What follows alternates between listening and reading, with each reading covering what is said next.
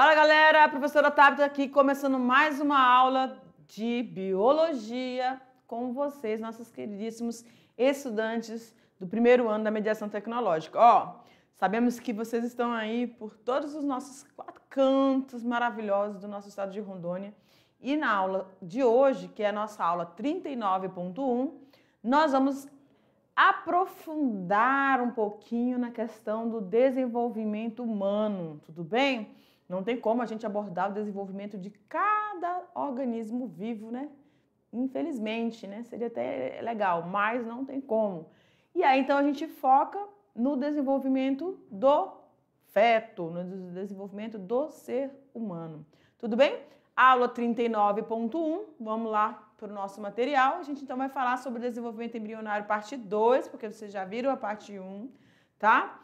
E continuando aqui falando sobre o que acontece ao longo, né? Quais são os pontos principais de alterações, modificações para o desenvolvimento embrionário humano, desde seu nascimento, né? No nascimento na espécie humana até uma determinada etapa desse ciclo, né? De desenvolvimento. Tudo bem? Então, aula 39.1. E aí, quando a gente fala da questão do desenvolvimento embrionário, você tem que lembrar o seguinte, esse meu diretor, tem que lembrar o seguinte, que a partir do momento da concepção, né, onde a gente tem lá o ovócito secundário na tuba uterina, que ele fica ali esperando, aguardando pacientemente o momento do ato, né, sexual em que aquele óvulo vai estar, então, encontrando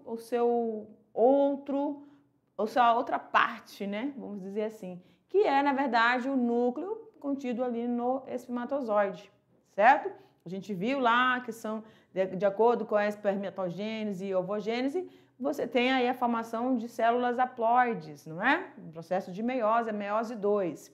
E aí essa fusão, ou seja, esse espermatozoide fecunda, então, e a partir dali se dá, então, o início de um desenvolvimento, desde a célula ovo, né, ou célula ovo-zigoto, aí a mórula, a blástula, a gástrula, né, o período de nidação que vocês viram ali na parte 1 dessa aula. Essa é a nossa aula 39.1, vocês viram isso aí na 38.1, correto?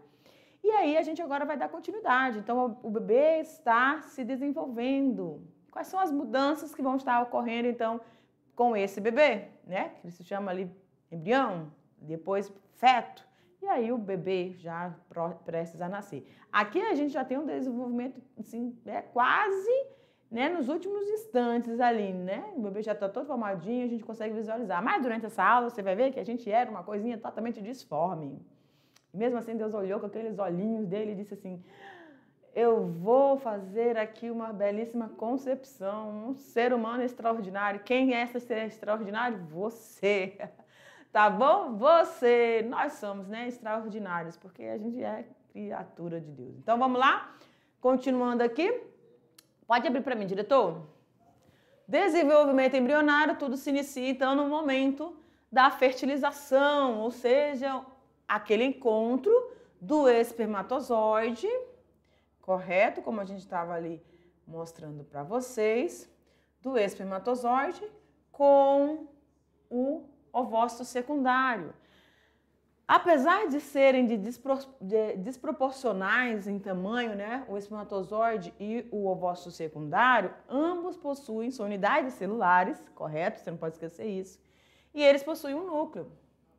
Certo? Aqui dentro da cabecinha tem um núcleo. E esse núcleo que contém aí o material genético que vai se fundir e formar um indivíduo que antes, deixa eu colocar aqui é N e aqui é N, quando eles se fundem, você vai ter o indivíduo novamente 2 Ns, ou seja, diploide. Tudo bem? Então, esse é o mistério do processo biológico, né? De células tão diferentes formarem, se juntarem, se unirem e dar início à formação de uma nova vida. E essa nova vida, a partir desse processo de fertilização, é chamado de zigoto, né? Como a gente falou ali inicialmente. E aí você vai ter esse zigoto se dividindo muitas vezes. E por que processo? Processo de mitose. É o mesmo processo, deixa eu vir para cá, é o mesmo processo que vai acontecer quando você está ali pedalando, né? Ou você foi lá de cavalo, olhar o gado, dar uma olhada lá no seu pasto, como é que está acontecendo. Ou você foi lá na sua horta, ou você foi lá no seu safra, eu não sei onde você foi, mas você estava lá caminhando, de repente você encontrou uma pedra, ou você não viu a pedra aí, ó, pá, se estatelou no chão. O que aconteceu? Você abriu aí, lesionou a sua pele, o seu tecido, e aí, o que vai acontecer? Consecutivas divisões mitóticas, para que haja reconstrução desse tecido ao longo das semanas. Tudo bem? Então, o processo da mitose também vai estar acontecendo aqui no início desse processo para essa multiplicação, tá bom? Continuando aqui, pode abrir, diretor. Esse processo de fecundação, então, ele ocorre na terceira porção da tuba uterina. E aí eu acho que aqui não tem, né, uma imagem dele, mas enfim. A gente tem lá, né? Ah, professora, a senhora até que está desenhando mais ou menos. Pois é. Essa parte todinha aqui é a região da vagina. Essa parte aqui é o nosso útero. Aqui, vou botar de azulzinho. Bem aqui vai estar os nossos ovários, tudo bem? E justamente aqui, ó, vai estar a tuba uterina. Então, na terceira porção da tuba uterina, tá? Mais ou menos aqui assim, vai se dar esse processo, né? Esse encontro. Aí formou a célula ovo zigoto.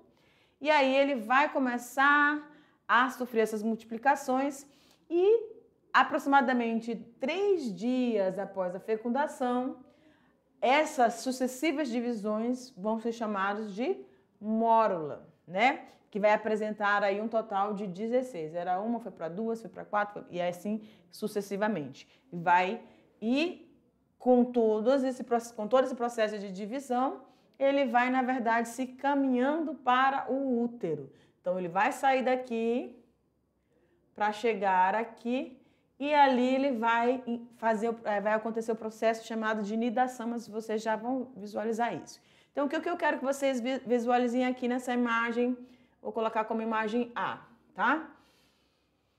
Você está vendo aqui uma parte do tubo, da tuba uterina, e aí o espermatozoide está ali, ó, na tuba uterina ele tem essas estruturas que parecem como se fossem pelinhos para poder direcionar, conduzir tanto o deslizamento do ovócito, né, que é esse aqui. E aí o espermatozoide chegou. Gente, quando ele chega, ele tem 3 camadas para ultrapassar. Aqui ele está começando a romper e rompeu a primeira. Só que vocês lembram que a gente falou que apenas a cabeça do espermatozoide, né, que tem lá o acrossoma, vai conseguir passar. Todo esse restante aqui, a peça intermediária e o flagelo não vão. Tanto que a gente descreveu para vocês que não existe material, né, genético mitocondrial masculino na parte aqui do zigoto, tá? Somente o feminino. Tudo bem?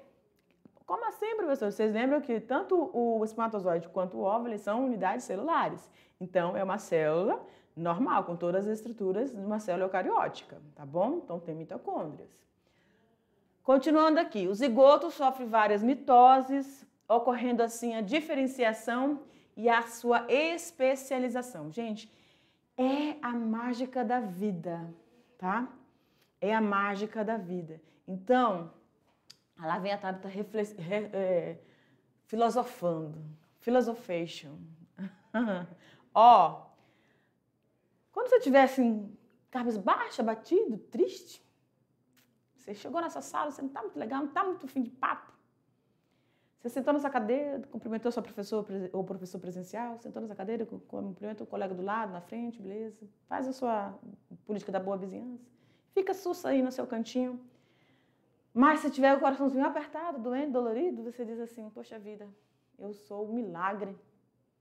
Eu sou um milagre. Porque isso aqui é um milagre. Você está aí com todas as suas estruturas intactas, tá bom? Apesar do coraçãozinho estar meio pesado no dia de hoje, mas toda a sua estrutura está intacta. Então, valorize isso e tente preservar isso, tá bom? Olhe para a sua estrutura toda, olhe para todo o seu corpo, olhe para a sua família, olhe para os seus colegas aí, olhe para os seus professores presenciais. Pense na gente aqui também que está aqui para vocês, entendeu? Levanta sua cabecinha, respira fundo e vambora, tá bom? Porque você é um milagre. Então vamos lá? Continuando aí, pode abrir, diretor. Aí você tem então o espermatozoide e o óvulo. Ok, ocorreu a fertilização, que vocês viram lá quando ele entra, passou a cabecinha, beleza.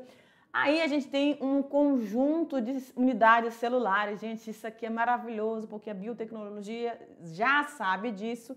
E ao identificar esse grupamento de células, essas diferenciações e especializações, é que o ser humano consegue, então, aí ajudar e fazer as terapias gênicas. Isso é extraordinário. Por quê? Porque a gente tem um grupo de células chamadas de totipotentes. Existe um grupo de células que sofrem um processo ficam numa fase de indiferenciação e depois elas têm o processo de diferenciação. Olha que legal. Quando elas estão nesse estágio de células totipotentes, elas têm a capacidade de se transformar em qualquer outro grupo de células. Então, a biotecnologia, as terapias gênicas, elas pegam justamente esse momento, tá bom? Existe toda uma legislação e em que momento, em que possibilidades que eu posso fazer o uso dessas células, gente, tá bom? E aí, essas células aqui, nesse período de indiferenciação, eles não têm tamanhos, nem formatos e nem funções específicas.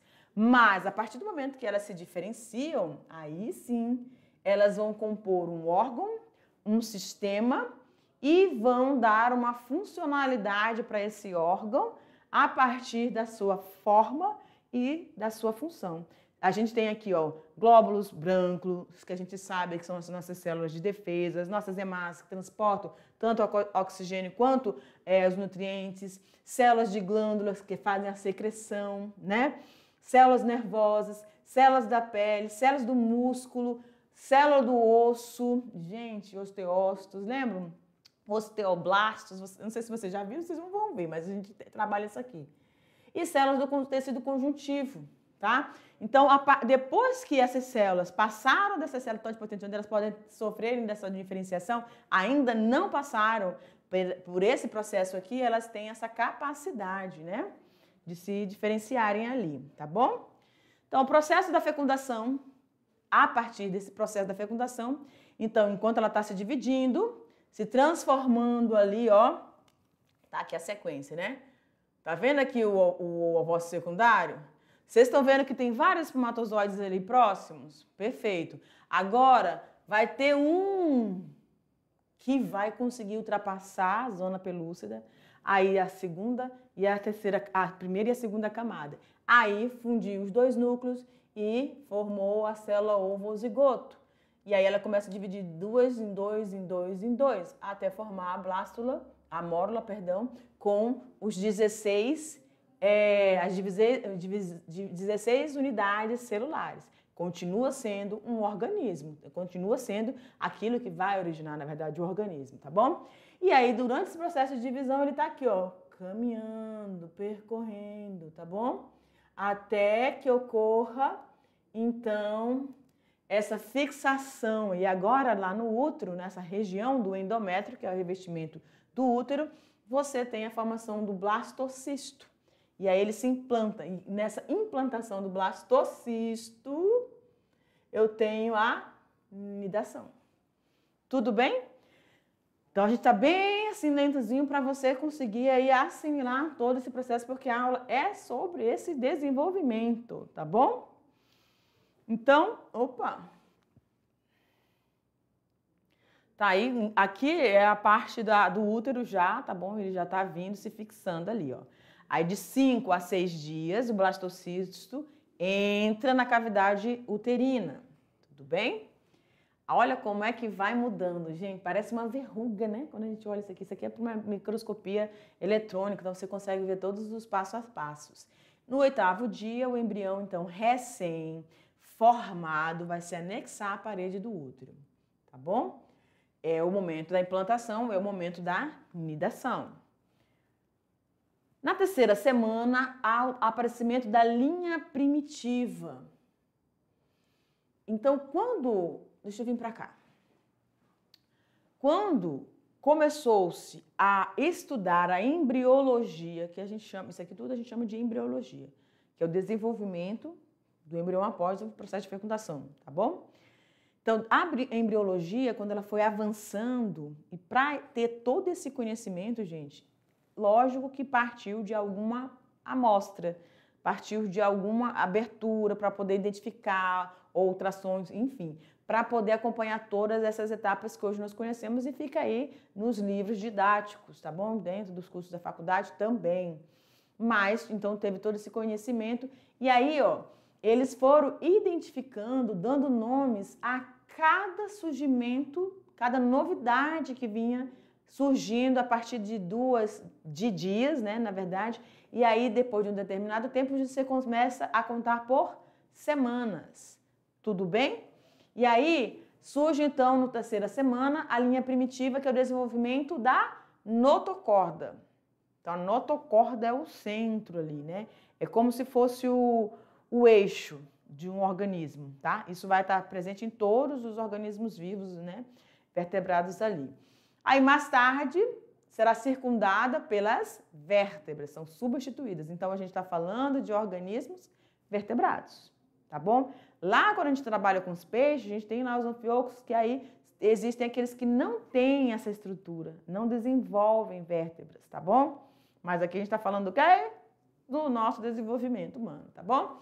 E aí, a diferenciação entre as camadas. Então, a partir dessa linha primitiva, o desenvolvimento dessa notocorda, como se fosse um nosso eixo central, e aí vai ser, então, dando origem à nossa coluna vertebral, nossas vértebras. E aí a gente tem a ectoderme, a endoderme e a mesoderme, que são, a partir delas, que você vai ter a formação de outros órgãos e desenvolvimento dos nossos sistemas, que nós temos aí para mais de 10 sistemas dentro do nosso corpo, tá bom? Vamos lá então, pode abrir de novo para mim, diretor? Então, começando aí da parte mais externa, que é a ectoderme, ela então vai dar a origem à pele, olha só como eu falei. Então, a ectoderme, que é a camada mais externa, dá origem à pele, aos dentes, às glândulas do sistema nervoso, olha lá, e às glândulas salivares. Então, o tecido glandular, ele vai ser originado a partir dessa camada aqui de ectoderme, tá bom? E a endoderme, professora? Ela é a camada mediana, né? Vamos dizer assim. Aliás, é a camada interna, a mesoderme que é mediana. A endoderme, camada interna, vai dar origem a quem? Ao epitélio dos sistemas. Então, que você consegue fazer uma associação. Como é a camada mais interna, vai estar revestindo aqueles tecidos mais sensíveis e também de grande importância, por exemplo, o nosso sistema respiratório, que tem que ter uma superfície fina para poder haver aí as trocas gasosas, tem que ter uma umidade, tá? Para não que haja o nosso pulmão, a caixa torácica não tenha toques, né? Ele se aproxime tanto. Então tem toda uma aplicabilidade de cada uma dessas camadas. Aí o sistema digestivo, o sistema de higiene unitário, tá bom? E aí a gente tem a última camada, que é a mesoderme, que é a camada entre tanto a mais externa, que é a ectoderme, e a mais interna, então ela é intermediária, que vai dar origem ao tecido conjuntivo. Então, tecido conjuntivo, tecido epitelial, eles são oriundos dessas 3 camadas, tá bom? Aparecimento aí dos vasos sanguíneos nessa 3ª semana e também sangue, coração primitivo, tá bom? Vamos dar uma... Olha só.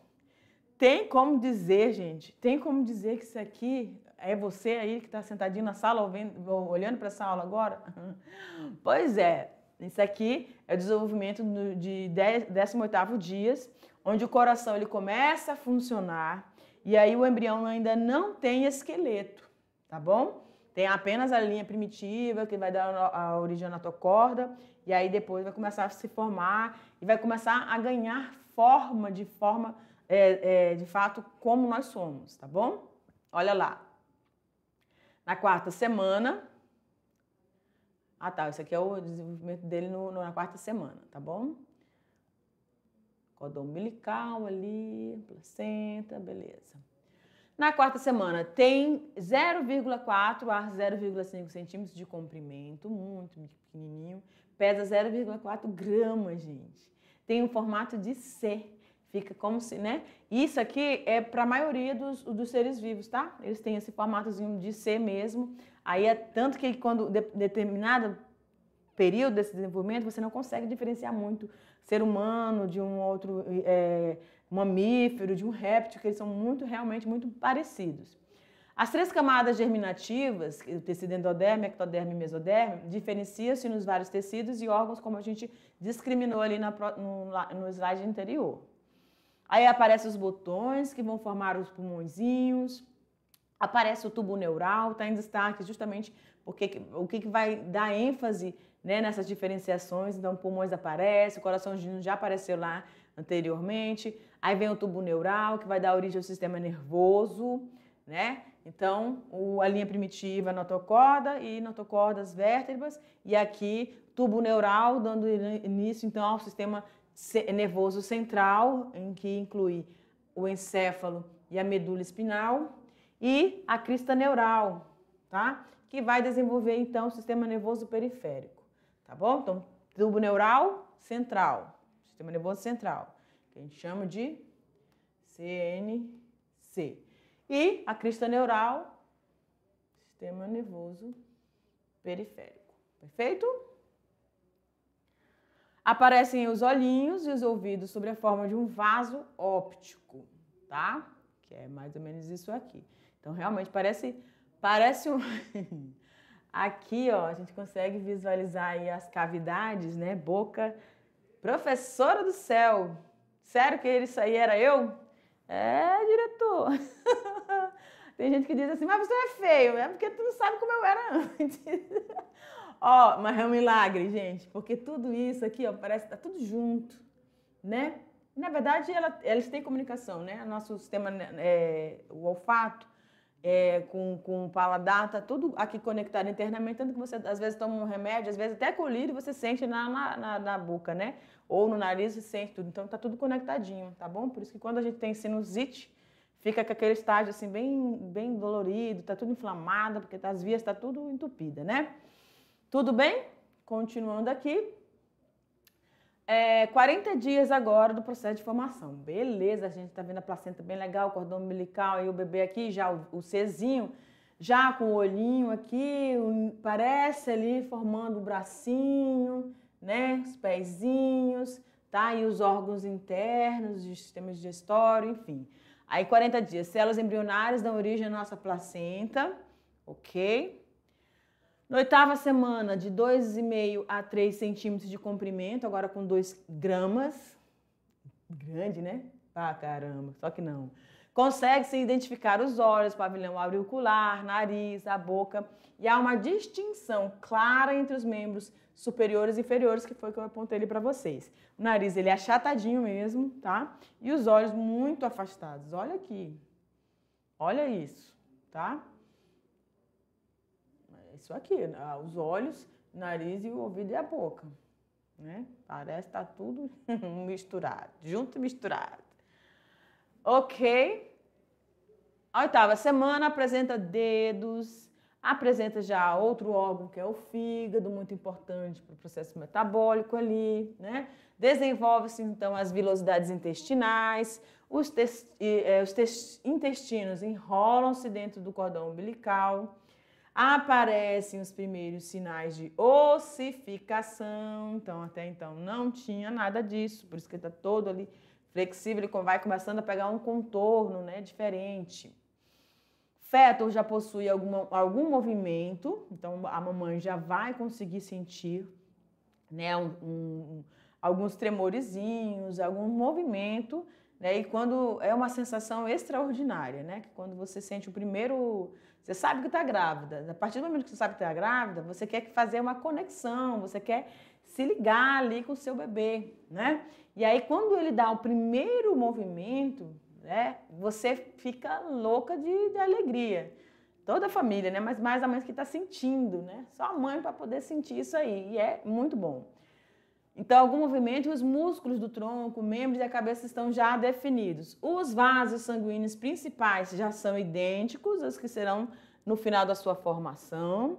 Então, vasos sanguíneos aqui, bem se destacando. Já apresenta a ramificação dos bronquíolos, tá bom? Que é aquela ramificação que vem a partir da traqueia e os brônquios, aí os bronquíolos já dentro dos pulmõezinhos, tá? As narinas estão fechadas, então o bebê não vai ficar afogado lá não, ele tá de boa, tá trampadinho. 8ª semana, o embrião está protegido por um saco fetal, né? E tá aqui ele, tá parecendo um ETzinho, né? A cabeça bem grande, os olhos ainda muito distantes uns dos outros, transparente, parece aquela o pessoal chama de osga ou lagartixa, né? Parece isso aqui, bem transparentezinho. Na osga a gente não vê, gente, só as órgãos internas, né? Só o escurinho, né?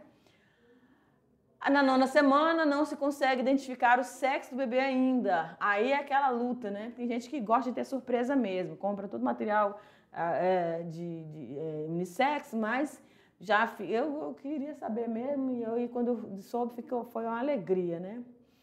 Enfim, não vou fazer esse comentário não, que vai que esse menino assiste essa aula e vai dizer, mamãe, falando de mim assim, desse jeito eu ia fazer uma observação bem peculiar, mas vamos lá. Não se consegue identificar o sexo do bebê, mas os órgãos genitais já estão a se formar, tá bom? Então aqui já está a orelhinha, bem pequena ainda, certo? Ele já começa aí a fazer alguns movimentinhos das pernas um pouco mais rápido. 9 semanas, o tamanho da cabeça ainda muito grande em relação ao resto do corpo e os braços maiores do que as pernas. A cabeça, gente, ela é gigante, né? Ela é gigante, totalmente desproporcional, ela vai ficar maior do que os ombrinhos mesmo, né? Justamente para facilitar aí na saída do parto, tá bom? E os ossinhos do crânio também mais maleável, depois ele vai começando a ficar um pouco mais rígido, justamente para poder, ó, como é que a natureza é maravilhosa, né? Para poder ter um encaixe ali, né? Para sair ali na hora do parto natural, tá bom? Os dedos das mãos e dos pés estão praticamente desenvolvidos. Tem criança que nasce com unhão, né? Já arranhando tudo, por isso que alguns nascem até com algumas lesõezinhas no rosto, porque eles ficam se movimentando, acaba passando o dedinho e a unha já está grande e se machucam. O nariz e o rosto ganham formas e o intestino recolhem a cavidade abdominal. Recolhem a cavidade abdominal. A placenta, então, ela está praticamente desenvolvida e vai assumir grande parte das suas funções, tá bom? E aí a gente tem aqui, ó, na 9ª semana, essa visualização, ó, tá vendo que os olhos, apesar de estar distantes, bem escuros, né? Você vê ali a região da cabeça, no cérebrozinho, sistema nervoso, né, central. Nariz e a boca ainda fica meio estranho, né? Não é aquilo que a gente está habituado, tá bom? Os pezinhos e esse movimento aqui, nesse contorno ainda muito pequenininho, aí do tamanhozinho de uma moeda, né? Continuando aqui, já a coluninha já tá ali, ó, os órgãos são bem grandes, né? O bebezinho nasce com o ventre bem saliente. 10ª semana, os olhos estão semi-fechados, tá? E aí aqui essa visualização, o cordão umbilical, às vezes ele brinca, puxa, faz aquela bagunça, né? Cabeça ainda bem desproporcional, tá? Aí ele ainda fica com essa curvatura. 16ª semana, o feto explora o corpo e o ambiente em suas mãos, certo? Aí aqui, essa imagem é bem legal, olha aqui. Essa imagem é bem legal.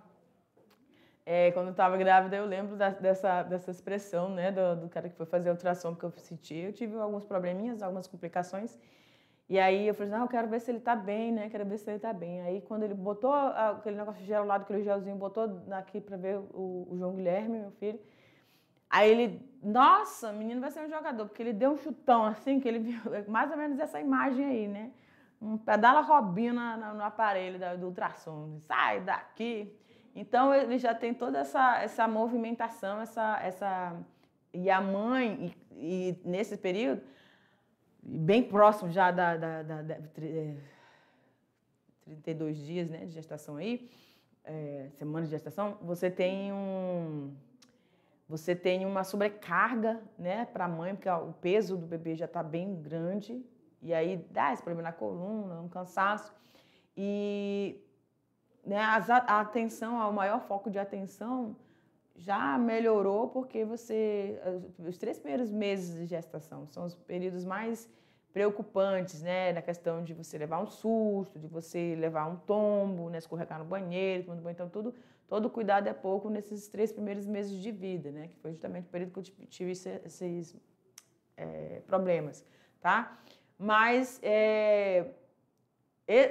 todas essas etapas, deixa eu ir pra cá. Todas essas etapas valem a pena porque é um ser que está surgindo e que tem toda uma história de vida, né? E aí a gente já deixa assim, né? Todos nós temos o direito à vida, né? Todos nós temos o direito à vida, se fomos concebidos e temos o direito a essa vida, tá bom? Continuando aqui, olha que linda essa imagem, parece um véu, né? Mas não é. O feto, então, ele ouve, nesse momento, ouve sons do ambiente. Gente, 18ª semana, preste atenção. 18ª semana, olha as unhinhas que eu estava falando para você, tá vendo? Alguns nascem com unhão mesmo, então eles podem se arranhar, se cortar, né? E se está dizendo aqui que eles ouvem todos os sons, a gente tem que ter também muita atenção. Professora, eu sou adolescente, vou demorar ainda para chegar nesse momento da minha vida. Ou algumas já passaram, né, por esse momento. Então, algumas coisas aqui nesse momento marcam para a vida. Então, é muito importante que você, ao saber que você está ali com um bebê se desenvolvendo, um ser se desenvolvendo dentro de você, tenha consciência disso, que vai chegar um momento do seu desenvolvimento que ele vai ter a percepção de tudo que está ao seu redor. Então, ele vai aprender a ouvir uma boa música ou um ambiente, se tiver muita briga, muito barulho, muita gritaria. Então, ele vai estar absorvendo tudo isso. E isso é óbvio que vai gerar uma emoção, um sentimento, que às vezes a criança se desenvolve, nasce, cresce, aí começa com algumas situações, você não sabe, mas como que... Então, vai lembrando lá da questão do período da gestação. Então, isso é muito importante, tá bom? Tem que ter esse cuidado. Mas eu já engravidei, já tive meu bebê. Então, agora é cuidar, né? Para tratar ali a questão do coraçãozinho, alguns traumas que podem surgir a partir desse momento. Tá bom? Pode continuar? Pode abrir. 20ª semana, 20 centímetros, então o cabelo, toda a partezinha do corpo do bebê tá com esse cabelinho, chama de lanugo, né? Que cobre toda a superfície do corpo, é até uma proteção de atrito, né? Então ela tá todo envolto por isso. Aí no início da 20ª semana aparece essa região, né? Esses pelinhos são os lanugos, cuja função é proteger o bebê nesse ventre materno de lesões e também manter uma temperatura regularizada enquanto ele está imerso nesse líquido amniótico, né? Além da presença da vernix caseosa, que é uma substância esbranquiçada e gordurosa que forma uma camada protetora da pele. Então, há tanto o vernix quanto o lanugo, que são esses pelinhos. Então, o vernix aí vai ter essa camada protetora do bebê contra também micro-organismos, como bactérias e outras infecções que possam vir a ser acometidos ali, tá bom? 24ª semana, agora aqui tá aí, o molecão já está bem desenvolvido, tá bom? Já dá os pedalas bem tranquilo. 25ª semana, 28ª semana, o bebê já pesa mais de 1 quilo e mede 38 centímetros ao decorrer do desenvolvimento. Tá ali. 26ª semana, ali a região, essa partezinha mais branquiçada, né? Os lanugozinhos, fica mais concentrado ali. Cadê? 37ª semana, o bebê já pesa aproximadamente 2,8 kg. A sua cabeça começa a se posicionar em direção à região pélvica, tá? Devido à aproximação do momento do parto. Aí tem lá a ocitocina, que vai ajudar nessa dilatação para que ocorra o momento do parto, né? E aí nós temos o nascimento. Aqui nós estamos no nascimento da cesárea, né? Então, até cerca da 30ª semana, o feto tem aparência avermelhada e enverrugada por causa de sua pele fina e da relativa ausência de gordura cutânea. Em geral, essa gordura se forma rapidamente ao longo das últimas 6 a 8 semanas, dando ao feto um aspecto liso e rechonchudo, né? Maravilhoso, super hidratado, né? Esse período final de acabamento é dedicado principalmente à formação dos tecidos, a preparação dos sistemas envolvidos na transição do meio intrauterino para o meio extrauterino, ou seja, ele vai ter que respirar esse ar atmosférico, né? Sair daquela proteção ali, particularmente o sistema respiratório cardiovascular. Então, fetos prematuros nascidos entre a 26ª e a 36ª semana, em geral, sobrevivem, mas fetos a termo têm maiores chances de sobrevivência, né? E aí, aqui algumas recomendações médicas, né? Hoje em dia, o médico pode determinar se um feto possui ou não certa doença ou uma má formação congênita, utilizando, por exemplo, a amniocentese e a ultrassonografia. E aí, eles fazem esse diagnóstico, né, a partir dessas observações. E aí, a gente tem aqui a seguinte pergunta: por que se nascem gêmeos, né? Então, os gêmeos, eles podem ser univitelinos, ou também podem ser chamados de bivitelinos. Então, chama-se gêmeos 2 ou mais irmãos que nascem num nascimento, pode até nascer 5, né, gente? Teve algumas gestações de 7, enfim, mas são casos mais raros. Ou seja, de uma mesma gestação da mãe, podem surgir idênticos ou não. Ou seja, o mesmo sexo, muito parecidos mesmo, mas sempre vai ter alguma diferençazinha, tá? Mesmo nos univitelinos.